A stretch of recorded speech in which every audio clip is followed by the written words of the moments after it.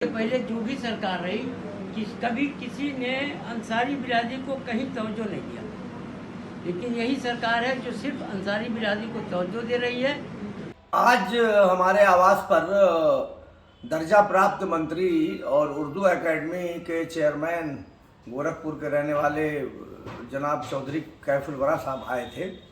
और नमस्कार, मैं हूं रंजीत राव और आप लोग देख रहे हैं जनगढ़ की आवाज। उत्तर प्रदेश उर्दू अकादमी के चेयरमैन दर्जा प्राप्त मंत्री जनाब चौधरी कैफुल वरास जी का आगमन पूर्व चेयरमैन अरशद जमाल जी के मस्कन भवन पर हुआ। वह एक शादी समारोह में शामिल होने आए थे। इससे पहले वे पूर्व चेयरमैन अरशद जमाल के घर पहुंचे और बुनकर प्रतिनिधियों और बुनकरों से बात की।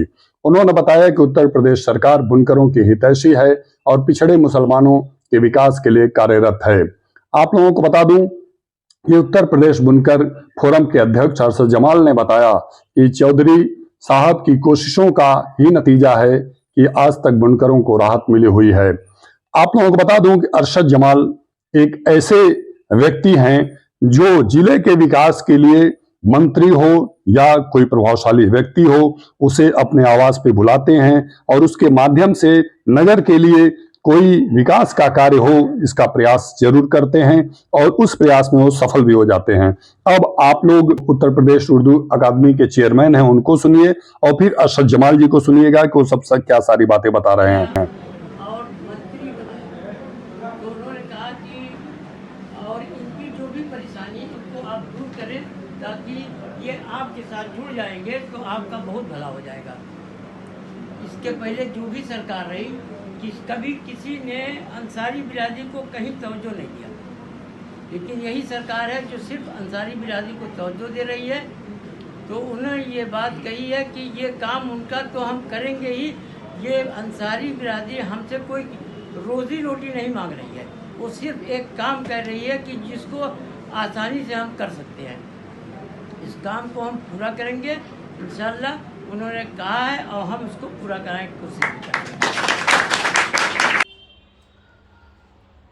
आज हमारे आवास पर दर्जा प्राप्त मंत्री और उर्दू एकेडमी के चेयरमैन गोरखपुर के रहने वाले जनाब चौधरी कैफुल वरा साहब आए थे और उन्होंने बुनकरों के साथ एक बैठक की थी।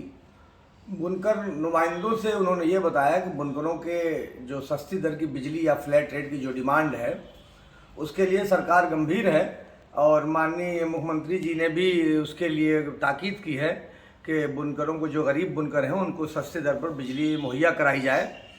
उन्होंने उर्दू एकेडमी की बहुत सारी जो योजनाएं हैं उसके बारे में भी बताया। उन्होंने बताया कि हमारे वहाँ सिविल सर्विसेज के परीक्षा में पास करने के लिए हमारे वहाँ कोचिंग का व्यवस्था है उर्दू एकेडमी की तरफ से, जिसमें हर साल 75 बच्चों को टेस्ट के बाद लिया जाता है और वहाँ उनको रहने के लिए और खाने के लिए उर्दू एकेडमी की तरफ से सब कुछ फ्री व्यवस्था है। उन्होंने ये भी बताया कि जो माइनॉरिटी के जो लोग हैं उर्दू से संबंधित, चाहे शायर हों, अदीब हों, लेखक हों, किसी भी प्रकार के, तो उर्दू ज़ुबान को बढ़ावा देने के लिए भी उर्दू एकेडमी काम कर रही है और जो पढ़ने वाले छात्र छात्राएं हैं उनको वजीफ़ा भी देती है।